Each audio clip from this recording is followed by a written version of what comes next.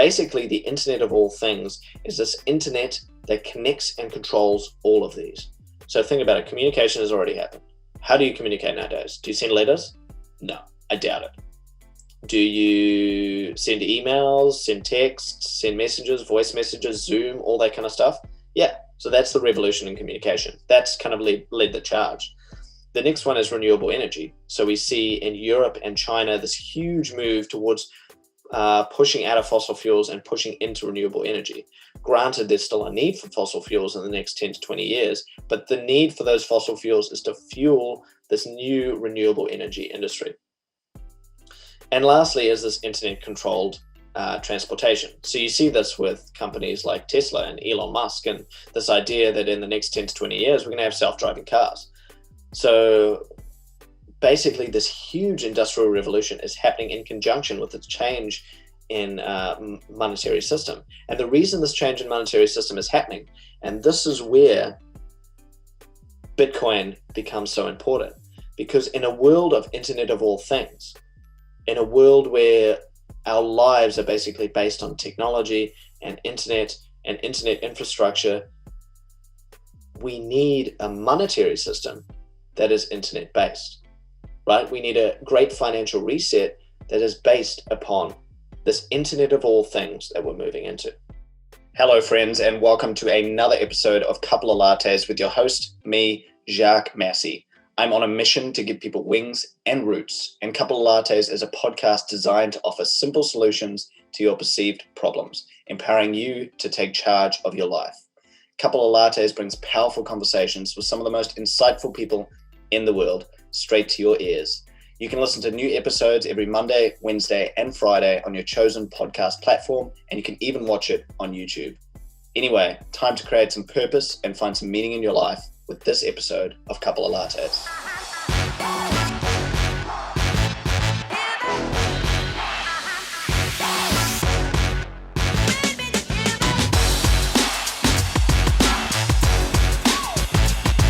Welcome, friendly friends, to another episode of Couple of Lattes. And yes, this is Friday, which is unusual because normally episodes are Monday and Wednesday, but introducing a new series called Thoughts On. So just briefly, a little bit of housekeeping to go through some of the changes that have come to Couple of Lattes. Every Monday is going to be in conversation. So that is going to be myself with an inspiring guest. The idea of that series is to have inspiring conversations that I guess motivate you to maybe take some action in your life, take some power back in certain areas. As time goes on, my hope is to get more and more experts and guests in different fields, totally different fields all over the place, different ideas, different thoughts, different beliefs, to get a more well-rounded idea of the world. And the idea will be that you can pick and choose little nuggets of wisdom and information from those guests and maybe apply them to your own life. And if you're really passionate about those guests, go follow them, look at their work, and maybe start up a conversation with them yourself. Wednesday is going to be Solutions to Life, and that is essentially what it sounds like, is me talking about solutions to maybe some of the perceived problems in your life, from my own experience, from research, and from the experience of others. And the idea with that one is that you can kind of pick and choose week to week. If you see a topic that resonates with you, by all means, click on it, listen to it, and I hope that you gain some little nuggets of wisdom, and you can apply that again into your own life and be more solutions focused, take your power back, and do something about the problems that you worry so much about and that you kind of force yourself into a suffering state over. And of course, there's going to be topics that don't resonate with you. That's fine. Obviously, you don't need to listen to every single episode, especially if it doesn't really resonate with you. But the idea is that some of those episodes will. And then today, which is Thoughts On, and this is me basically diving into my own mind and talking about things that I'm interested in, essentially. I guess embracing my more philosophical side, my more, historical based side. I'm kind of fascinated by history and philosophy and religion. So those are going to be the kind of topics that I'll talk about on Thoughts On. Basically anything that interests me at the time. And the idea again with that episode or that series, which is today, this is the inaugural, is that some of those will resonate with you as well, and you'll listen to them, and then hopefully go down your own rabbit hole, maybe do your own research, come to your own conclusions, think critically on topics. And I mean, by all means, you can message me and talk to me about those topics. You can find me Instagram at Couple of Lattes. But yeah, again, the idea is that some of those topics you might not be interested in at all, in which case you don't have to listen to them. But that's basically what the structure is going to be going forward. So Monday, In Conversation; Wednesday, Solutions to Life; and Fridays, which is today, Thoughts On. So anyway, today I'm going to dive into my thoughts on Bitcoin and a great reset. So you've probably started seeing Bitcoin pop up all over news articles now, and that's because recently it's been encroaching upon and challenging the all-time high, because essentially it's in a new bull market. And if you understand the cycles of Bitcoin and how it works, which I won't get too deeply into today, I basically just want to kind of divulge into the history of money, the history of currency, and the history of cycles, to kind of come to a conclusion why Bitcoin is something that I'm passionate about in my life, and I'm passionate about sharing with others, and I'm kind of interested in more broadly. So anyway, I've kind of lost my train of thought, but let's dive into the notes that I've jotted down. And the reason I've jotted down notes is that I have a habit of jumping from topic to topic, and my mind kind of goes all over the place. And I can understand that with this series, especially Thoughts On, it'll be hard for me to kind of put across structured points and structured ideas without having those notes. So bear with me as I kind of go through these notes. Again, my hope is not to give advice whatsoever to anyone in these in this series. This is not financial advice. This is not medical advice. This is not psychological advice or advice of any sort. This is simply my thoughts on a specific topic, which today happens to be my thoughts on Bitcoin and a great reset. So let's get into it. So before we kind of understand Bitcoin and this idea of a great reset, which is what we're kind of in right now, is we need to understand money versus currency. So to understand money, we kind of need to go all the way back to Egypt. The history of money began over 5,000 years ago with gold in Egypt. I mean, it started out as an evolution of the bartering system, but then as gold began to take on the properties of money, it became really the first use of money and evolved into, I guess, what we use in everyday life today. So I guess to understand the differences between currency and money, and the reason why I kind of say these two, is we need to understand the properties that make money, the properties that essentially made gold the first form of and oldest form of money. And those properties are a medium of exchange, a unit of account. So a medium of exchange meaning something you can obviously exchange with someone else. A unit of account, it needs to be portable, it needs to be durable, it needs to be divisible, meaning you can split it into, smaller fractions of the whole. And it needs to be fungible, meaning it's interchangeable, right? So my 1 gold coin is equal to your 1 gold coin. The other thing that makes money is it needs to be a store of value, meaning that over time it needs to be able to hold and preserve your wealth.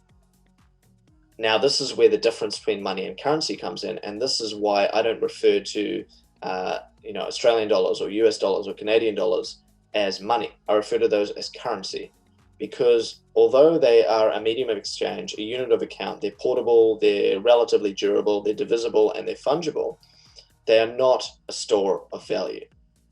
The reason is that governments print currency, inflating the supply over time, and debasing, which is reducing the value or the purchasing power of said currency. So that's kind of the difference between money versus currency. And I know you're probably kind of sitting there going, well, when are you going to start talking about Bitcoin? And actually, I'm not going to talk about Bitcoin a hell of a lot in this podcast. Basically, what I want to kind of dive into is my thoughts on why Bitcoin is so important going forward and why it's going to continue to be important. And more so blockchain and cryptocurrency and cryptography in general. and how it's going to play such an important role in this idea of a great reset. So back to fiat currency. So just to give a little bit of clarity, what I talk about when I say fiat currency, fiat basically is Latin for decree. And what a fiat currency is essentially the government says, all right, everyone that's in this country, this is money. This is currency. Okay, so you're going to use this as your form of exchange. You're going to use this as a unit of account. You're going to use this because it's portable, durable, divisible, and fungible. This is your currency. So that's what a fiat currency is. It's a decree by the government to say this is currency. And here's a crazy fact and why these cycles continue to occur where we kind of have these great monetary resets. No fiat currency has survived in history. $100 in 1913 would only be worth $3.87 in today's money. Why? Because, as I mentioned before, governments continue to print currency, inflating the supply. So why does that reduce the value? Well, think about it this way. If I have, say, one pebble, and if you're watching this on YouTube, you'll see I actually have a pebble. Let's say I have one pebble, and because this is the only pebble that exists in the world, it obviously holds a lot of value to me, because if this pebble was to disappear, then that would be pretty sad, because I put a lot of emphasis on this pebble. And now let's say that this pebble is the only form of money that we have. It's obviously going to have a really high value because this is literally the only money in the world, right? So if I hold this money, it's incredibly valuable. And to sell this to someone else, or for someone else to exchange something else with me for this, would need to be of a huge amount of value. Now let's say that I go to a beach and I discover that that beach actually has millions of these pebbles. What happens to the value of this one pebble? Well, because there's millions of them, it no longer holds the same kind of value. So therefore, the pebble, or in this case, the metaphor for currency, has been debased, meaning there's been more of it pushed into the system, which means therefore one individual item holds less. And this is essentially what happens with fiat currencies over time. And this is why the US dollar, for example, $100 in 1913 is now only worth $3.87 today, because over time, the currency has been inflated and more money has essentially been printed or introduced to the system via digits to fund things like public works or things like wars. And this is another reason why gold has been the greatest form of money for 5,000 years. And because it can only be created when a star explodes, and it lasts forever, right? Over time, humans have tried to create fake gold and so far have failed. This is why gold is money and why fiat currencies are currencies, because gold holds its value over time. Yes, they're discovering more gold, so technically there is a small amount of inflation, but that inflation is negligible compared to the amount of money that's printed through fiat currencies. So gold has become, over the years and over the millennia, in fact, such a powerful store of value. And this is why, another reason why Bitcoin is so special, because it is becoming the digital version of gold as we move into a digital world. But more on that later. Let's go over inflation versus deflation and our current predicament that we're in. So if you think about technology, it's going to eat everything. Regardless of whether you want it to or not, technology is eating everything. Name a single company, or think of a single company that isn't really a technology company. Even McDonald's.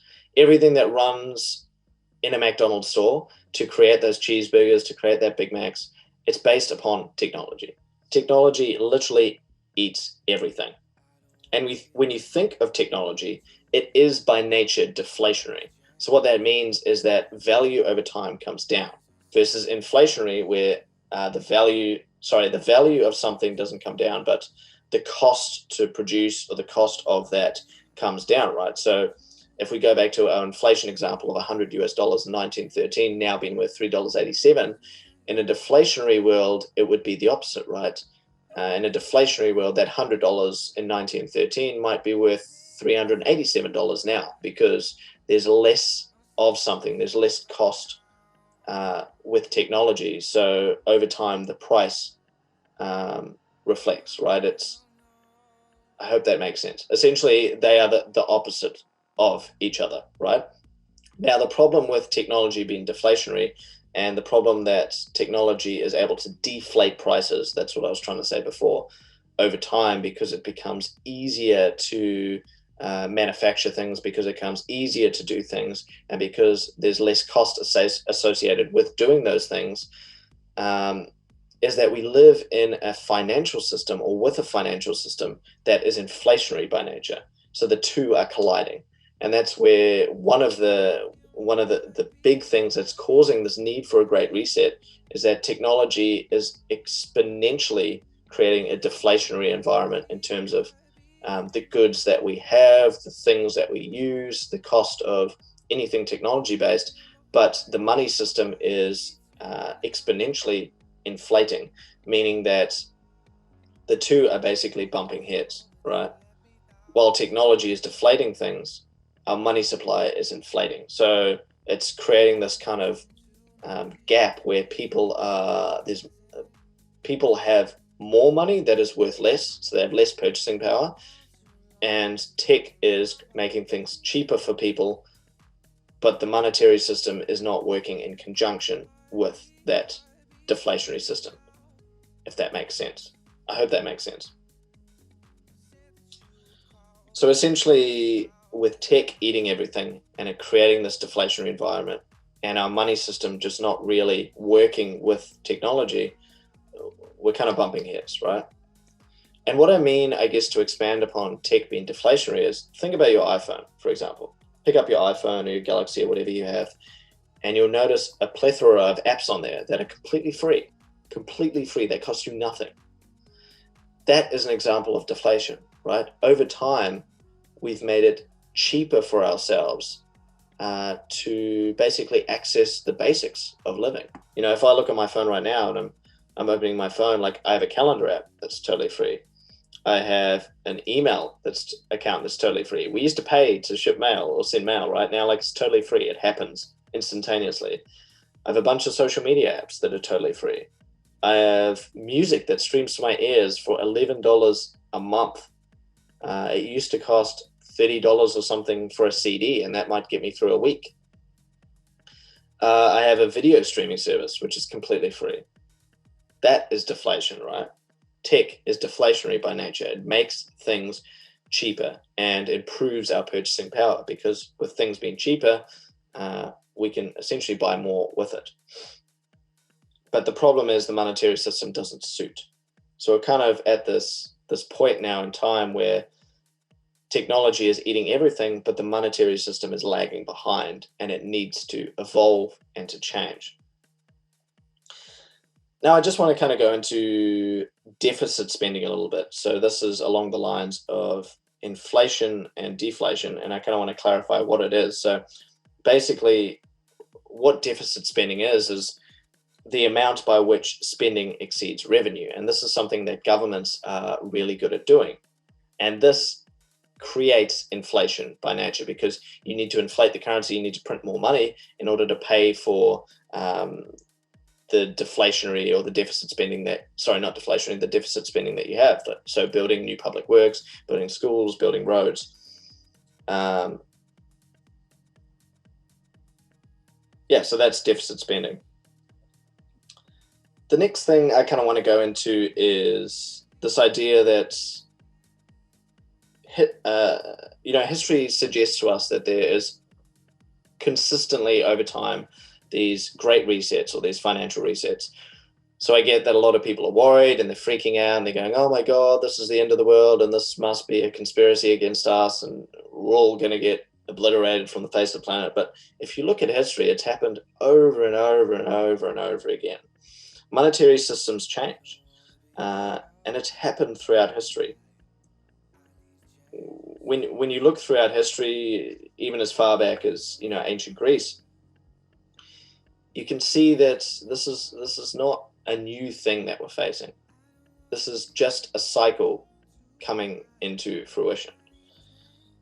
And what we can kind of notice throughout history is that, revolution, which is kind of this phase that we're in now, where there's a lot of people revolting or standing up against this growing kind of disparity between the rich and the poor, is that revolution becomes favorable as currency values drop, meaning as more money is printed and the purchasing power of your currency reduces, that means that you are less able to afford necessities, the basics.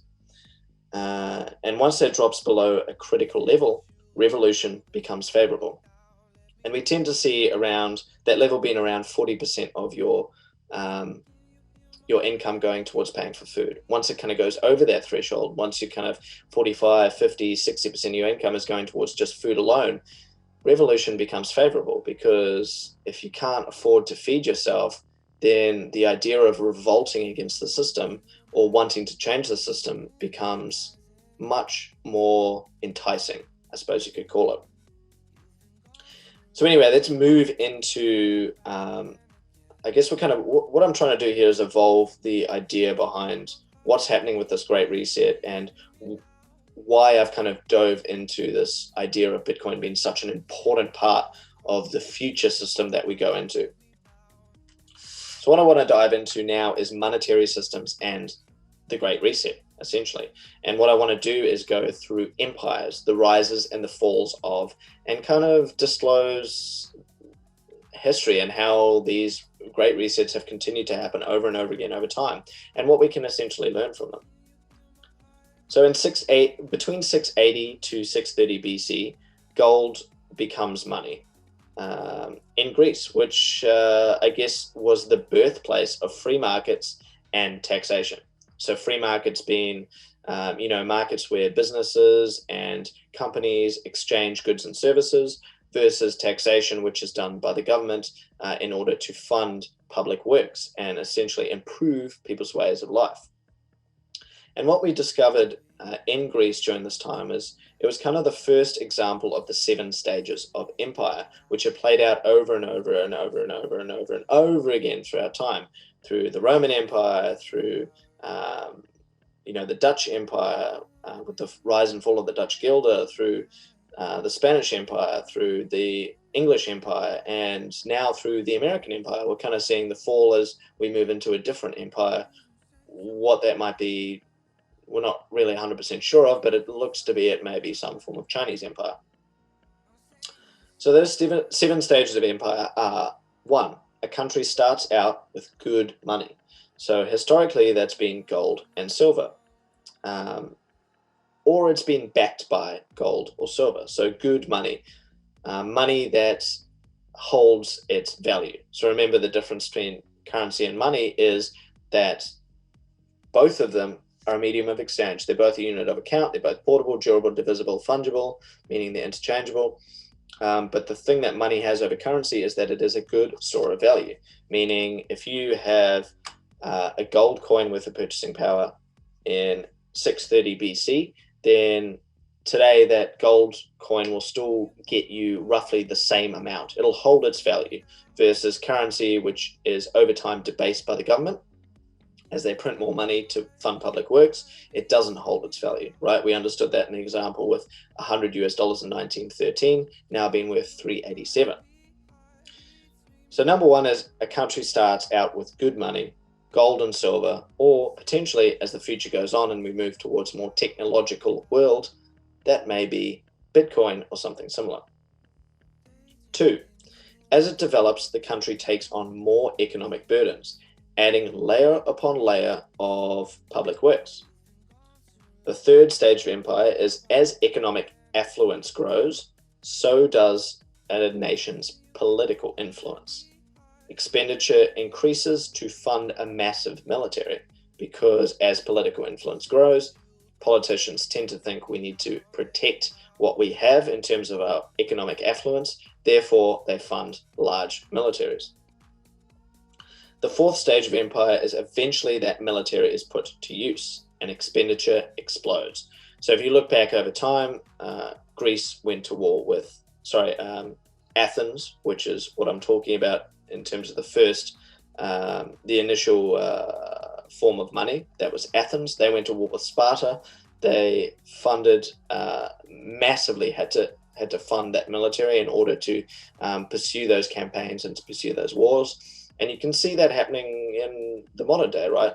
Look at the States, for example. They kind of rose to power in 1944 with the Bretton Woods Agreement, and the Vietnam War, the Korean War, the Vietnam War, the wars in the Middle East.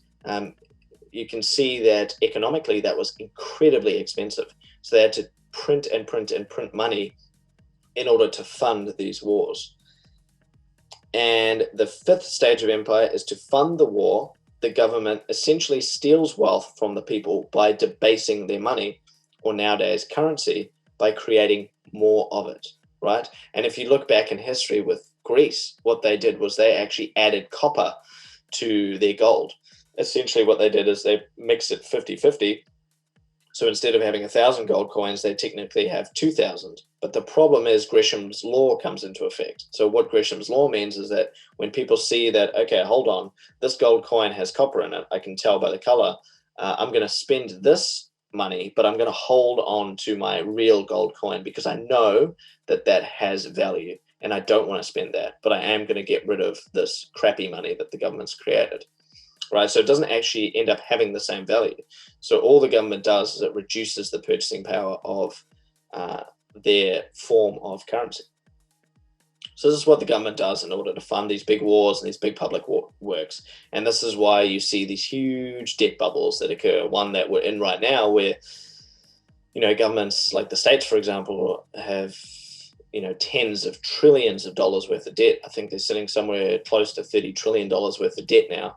And globally, it's something like $400 trillion worth of government debt. It's insane. It's crazy. Not just government debt, just debt in general. And it's because of this constant debasing of currency. So the sixth stage of empires is the rapid expansion of money supply, resulting in a loss of purchasing power through inflation. So inflation, what we were talking about before with the example of the rocks on the beach. If you have one rock, it's obviously worth a lot because you don't want to get rid of it. But once there's 1 million of those rocks, the purchasing power or the value of that one rock goes down substantially. So as governments print more and more and more currency and they introduce more into the system, the value of one becomes little until you get to a point like you see in Venezuela, for example, or like you saw in the Weimar Republic in just before, I think it was in the 1920s. Where essentially so much of a currency is printed that it becomes worthless and it no longer holds the trust of the public. So this is normally what happens in the sixth stage of empires. And then the seventh stage is, the last part of the sixth stage is what this does when the public has less trust in their currency is it reflects in the markets and in revolutions. Right, which is kind of what we're seeing in the States right now with the riots and the unrest. And of course, these kind of riots and this unrest is blamed upon other problems. But a lot of these problems are superficial to the main problem, which is, once people get to a point where they no longer trust that their government has their best interests at heart and they can no longer afford the basic necessities, they start to realize all these superficial problems that are around them, and that's where they begin to revolt. So often these problems that we see riots and revolution based upon are actually not the root cause of what's really going on. A lot of it is to do with the monetary system and the fact that when people can no longer afford to look after themselves on the most basic level, these problems are going to become easier and more likely to be revolted upon.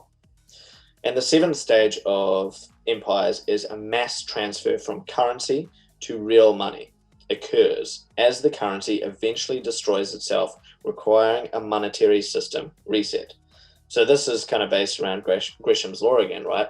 Once a government gets to a point where they've introduced so much of a currency and the value of that currency is just reduced by so much, is people turn to sound monies. So money that has a fixed supply or a small level of inflation like gold or silver does. Money that's is essentially a store of value, right? Because when a currency gets so inflated, like the situation in Venezuela right now, or a few years ago in Mozambique, where people were literally dumping money into the dumpsters or burning money to stay warm, it becomes pointless to hold it. So people will turn to something that is historically or is a hard money, a store of value, something that holds its value over time. And this is where, in a new world where we are technology based, Bitcoin is so incredibly revolutionary in terms of its properties as a good money. But just to touch on monetary history quickly, the last 140 years of monetary history, in 1880, Germany was on the gold-backed currency. So what I'm meaning by monetary history is, I said in the seventh stage of empire there, it ends with a Great Reset, right? It ends with countries or states coming together and being like, hey, team, like, this is obviously not working. We need to change the monetary system because we've got these revolutions. We've got people who aren't able to feed themselves. We have too much debt. Our currency is worthless. What are we going to do? So this is where countries or states or maybe an empire or a new rising empire might come together and decide upon a new system going forward. And historically, this has resulted in some sort of war preceding this change, but it's not always the case. And I'm not saying that we're going to have to go through a war for this change to happen. My hope is that we've learned enough over the 20th century and the brutality of war and the disgusting, atrocious acts that happened in the 20th century to potentially come to a decision without that needing to happen, which it seems like, based upon the latest announcements by the IMF and them already talking about this change in system and these systems already starting to change across the world, that potentially we won't have to go through one of these terrible wars again in order for this Great Reset to happen. But I guess see what happens. But anyway, to go through the last 140 years of monetary history, in 1880, Germany was on a gold-backed currency. In 1918, that changed to a gold exchange standard. This was the birth of the Federal Reserve in the US. In 1944, again, the monetary system changed to a Bretton Woods system. So this was post-World War II, right? The Bretton Woods system, basically what it did was all currencies, or almost all currencies, were backed by the US dollar. In turn, the US dollar was backed by gold. So some of you who may be traders or investors might know the Forex, which is the foreign exchange, which basically is an exchange market for currencies. Currencies will inflate and deflate against each other over time. And the Forex is a way that you can essentially trade between currencies. And if you are a gambler, then it's a great outlet for you. But there are some people who trade it based upon mathematics and research and actually do really well in the Forex markets. But essentially what the Forex markets are is they're kind of this gigantic, scales that balance the changes in value of currency throughout the world. But the Forex didn't exist at that time because all currencies were backed by the US dollar, right? But because the US dollar's worth was tied to gold, so, $20, $50 in US was backed by, I believe it was $20 worth of gold.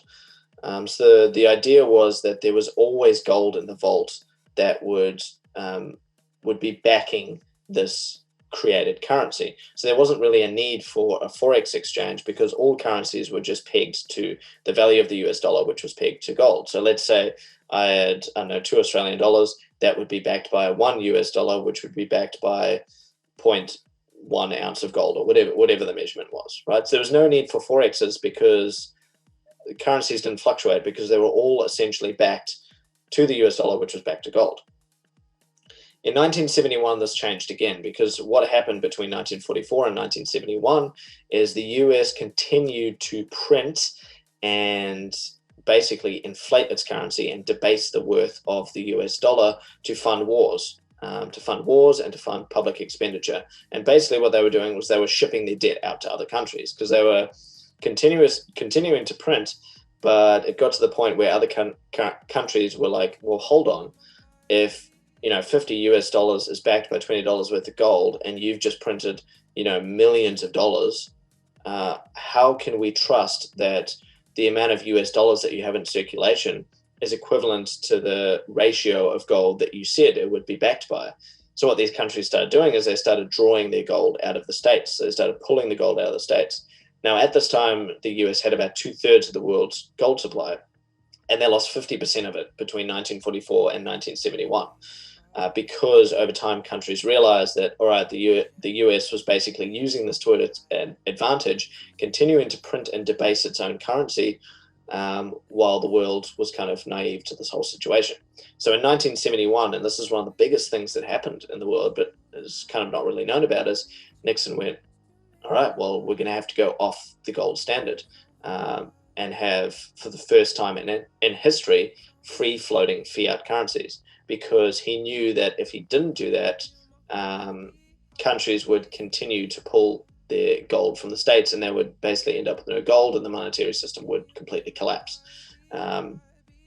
It's crazy that the world kind of let this happen, but it did, right? So in 1971, the monetary system changed again, and that's essentially when the forex markets were born, because now most countries were still backed by the US dollar, but that US dollar was now a free floating currency, which meant that depending on how much countries printed, or whether they removed some of their currency supply, this would change the value of their currency. So you would need to balance this out on some sort of market system, which is how the forex came to be, as a system of I guess identifying how much each currency is worth against each other, and how much all of those currencies are worth basically against the US dollar, which became the reserve currency. For the first time in history, a fiat currency was the reserve. So we've kind of been playing this experiment for 50 years now, and it's got to a point where we've realized that it simply doesn't work. Having a reserve currency as opposed to a reserve money means that countries are able to pretty much print into infinity and debase the currencies to a point where they become so worthless, and that debt becomes so large that it's no longer sustainable. So we're now at the point now in 2020 where the IMF has finally come out. So IMF, being the International Monetary Fund, has come out and said it's time for a new Bretton Woods agreement. And that in itself is huge, because what that means is basically now this idea of a great reset is in the motion of occurring. And this is why I'm pretty optimistic that we potentially won't have to go through any sort of war or conflict in order for this reset to happen, because it's already been talked about now. And the crazy thing is, and this is why now that we've gone on this roundabout kind of thought, and this is why I call this Thoughts On, because it's basically me spewing out the things that are in my brain, is what we're experiencing right now is a confluence of multiple cycles, including a new industrial revolution fueled by the internet and technology. The world is moving into the third industrial revolution, and regardless of how you view it, this change is inevitable and is already in motion. That's crazy, because this industrial revolution is now happening in conjunction with a huge monetary reset. And it's also happening in conjunction with a huge ending of a debt bubble cycle. So we have all of these cycles converging in one at a point in history which is so profoundly important. It's crazy. It's crazy. It's mind-blowing to be in this point of time right now, because I think we're going to look back at the experiment we had between 1971 and today and realize, wow, how did we end up in that situation where we became such a consumerist, materialistic society, focused on debt and capital, rather than actually creating things and innovating with things that are important and will benefit the lives of people and the planet. And so anyway, that's kind of off topic, but to get back to this confluence that we're experiencing, this revolution ties in with our need to rapidly eliminate our need for fossil fuels. So along with all of these cycles converging, we also have climate change becoming a serious problem that we have to face in the 21st century. So we have this need to eliminate fossil fuels, which you might know as the Green Deal. And regardless of how you view the Green Deal, whether you might be sitting there going, oh, AOC, blah, blah, blah, blah, blah, blah, blah. It's not actually that. Basically, the Green New Deal is essentially what the world has already started moving in towards. Regardless of what you think of the terminology Green New Deal, it is essentially the third revolution that we're moving into. But it is so much more than a fix for climate change. It is a fix for an uncontrollable debt bubble, a fix for the failure of our monetary system, and a transition into the internet of all things. Yes, the internet will eat everything. So let's get into these cycles of, I guess, industrial revolutions. So to give a little bit of history, the first industrial revolution was in the 19th century, and that's where steam power, printing, telegraph, and coal came into existence. The second industrial revolution was in the 20th century, and this is where electricity, telephone, and oil came into existence and revolutionized the way we live. That peaked in 2008. Incidentally, just after this peak, in January of 2009, is where Bitcoin made its debut. So the reason that, I guess, after this peak in 2008, which you might remember was when we had the great financial crisis, the reason we've kind of been able to sustain this current monetary system we're in, which is crazy and completely focused on debt, and stay stuck in this kind of second industrial revolution infrastructure that we are rapidly realizing no longer, I guess, fits the needs of a population which is completely controlled by the internet or focused on the internet of all things and is being consumed by technology. We've been able to stay afloat because of what is called quantitative easing, which is essentially money printing. So governments have been debasing their currencies to the point where, currencies are becoming more and more worthless. And it's getting to the point where people are starting to revolt because they're realizing that their currency cannot afford them the basic necessities in life. So that's basically kept us afloat. But monetary policy and our current infrastructure, they simply don't work.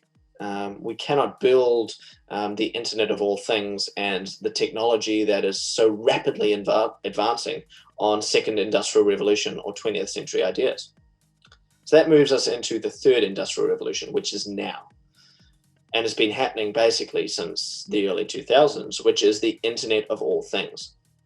And when you look at revolutions over time, there's kind of three things that really happen. There's a complete revolution in communication, a complete revolution in energy. So the internet of all things, we're moving into renewable energy because we've realized that our experiment with fossil fuels is absolutely ridiculous. And it also includes transportation. So basically the internet of all things is this internet that connects and controls all of these. So think about it, communication has already happened. How do you communicate nowadays? Do you send letters? No, I doubt it. Do you send emails, send texts, send messages, voice messages, Zoom, all that kind of stuff? Yeah, so that's the revolution in communication. That's kind of led the charge. The next one is renewable energy. So we see in Europe and China this huge move towards pushing out of fossil fuels and pushing into renewable energy. Granted, there's still a need for fossil fuels in the next 10 to 20 years, but the need for those fossil fuels is to fuel this new renewable energy industry. And lastly is this internet-controlled transportation. So you see this with companies like Tesla and Elon Musk, and this idea that in the next 10 to 20 years, we're going to have self-driving cars.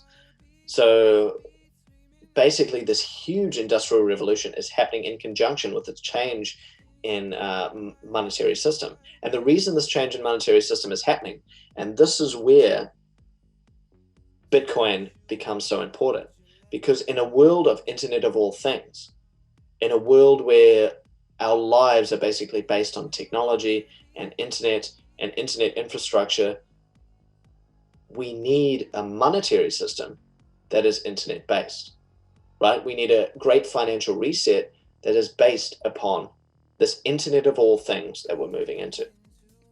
Now, you may think this sounds crazy, and you may say, well, what's wrong with gold? And gold has been a store of value for 5,000 years, and it can continue to do so. And to some extent, I agree that gold will have a part to play, but in a world where everything is internet-based, all of our interactions are done through some form of internet, all of our transportation, all of our energy needs, all of our communication needs, do you really think that gold will be the main monetary system or the main base, hard money, a store of value that all other currency systems are built upon? I don't. And this is why Bitcoin fascinates me. And this is why it's so much more than just a speculation. because Bitcoin is essentially the internet's version of gold. It's even better because it has a fixed supply of only 21 million. It has a fixed schedule in a deflationary system. So over time, there's less and less Bitcoin introduced into the system until it reaches its fixed supply of 21 million, making it a more sound version, harder, better version of money than gold. So in a world that is the internet of all things, in a world that is currently converging upon many super cycles coming to an end, currently converging on the midst of a third revolution, moving towards renewable energy, internet-based connection and communication, internet-controlled transportation. Do you really believe that our monetary system will be based on, cash, gold, silver, hard things, real things? No, it's all going to be based on the internet. It already is, in a way. When was the last time you used cash? Ask yourself that. Were you just using your phone to tap and go? Or if you're in China, you probably don't even use that. You use WePay or Alipay. And if you look at what's happening with the IMF right now, and you look at what's happening in Europe, and you bother to do a little bit of research, you'll see that central bank digital currencies are already in the process of happening. So what does that mean? It means that all of our currency systems will be built upon the internet. So think about that for a second. If you're someone who understands that currencies over time are debased and the value of them is reduced by countries for deficit spending to fund public works, and you have your currency on an internet-based system, where is the version of gold that you can put that currency? It's Bitcoin. Simple as that. So anyway, I hope you stuck with me on that thoughts on. These podcasts are going to be more of kind of evolving conversation, and I hope over time I get better at clarifying my points and my ideas. But let me know your thoughts. Give me some feedback. Let me know if there's certain ways you think I could structure this better for you to understand.